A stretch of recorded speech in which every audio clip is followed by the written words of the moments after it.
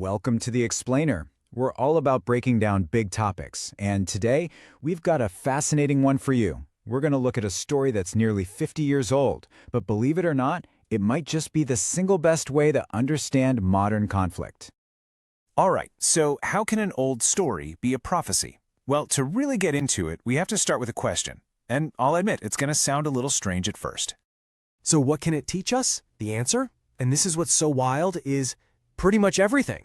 And it all starts when you look at the core technologies, the actual hardware that defined that fictional war and ours. Okay, so look at this. On one side, you've got the mobile suit from the show. Total science fiction, right? On the other, a modern FPV drone. Something very, very real. Now, on the surface, they couldn't be more different. But here's the thing. Conceptually, they represent the exact same disruptive, game-changing shift in how wars are fought. And we're going to show you exactly why this isn't just some fun comparison. This story is basically a warning letter written almost half a century in advance. To really prove it, though, we need to dive into the conflict at the heart of the story, a brutal war known as the One-Year War. Now, the One-Year War, this wasn't just another war in a long line of wars. No, this was a fundamental break from the past. It was that one pivotal moment where a brand new piece of tech showed up and just completely tore up the old rulebook. The story itself calls it a civilizational civil war, and that phrase is just perfect. Think about what that means. This wasn't just, armies fighting over a border. It was a moment where everything, politics, society, and the very technology they relied on, all just collapsed into one another simultaneously. So look how it played out. The war kicks off with this absolutely devastating blitzkrieg. The side that has the new mobile suits, they just dominate. The casualties are horrific. But then the other side starts to catch up. They adapt, they build their own versions, and the whole thing just grinds down into this brutal, bloody war of attrition. It was, from start to finish, a technological arms race. The winner was simply whoever could build the better mobile suit faster. And this is where it gets really crazy. This whole dynamic, this fictional clash between the big, old, powerful weapons and the small, new, agile ones. It's the exact same story we are seeing play out on real battlefields right now. I mean, just look at this mapping. It's almost unbelievable how perfectly it lines up. Those giant space battleships, they're today's aircraft carriers and tanks. The game-changing mobile suits, there are drones and unmanned weapons. It even goes deeper. The fictional Minovsky particle that jammed radar and sensors, that's just a sci-fi name for GPS jamming and electronic warfare.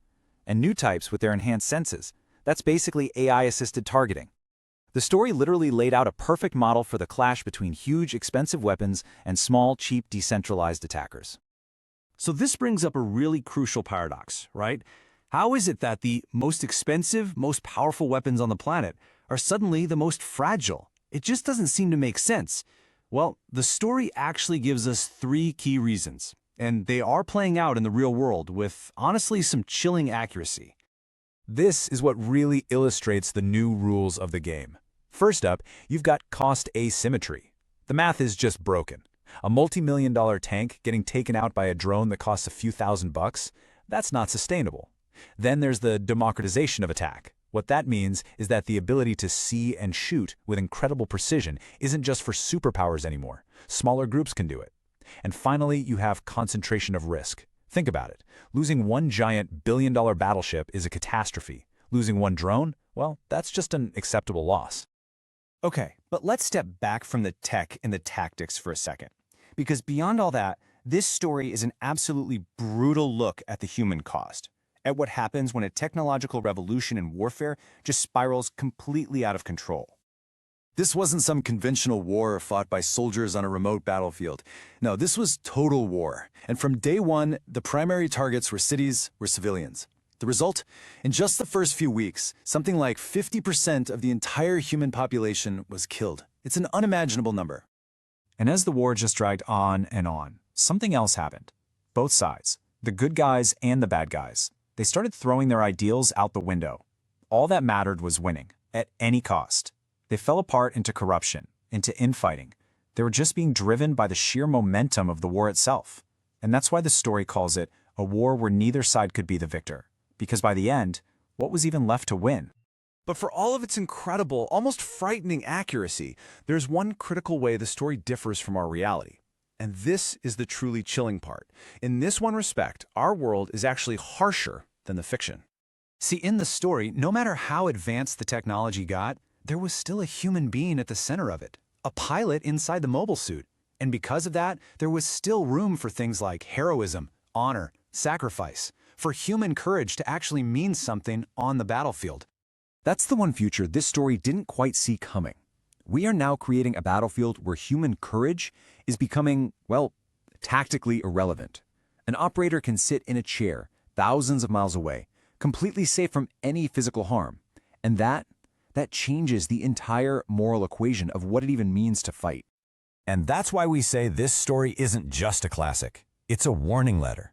It's been sitting there for 50 years, asking us all a fundamental and frankly terrifying question. What happens when our technology outpaces our wisdom? And you have to admit, that question has never been more relevant than it is right now.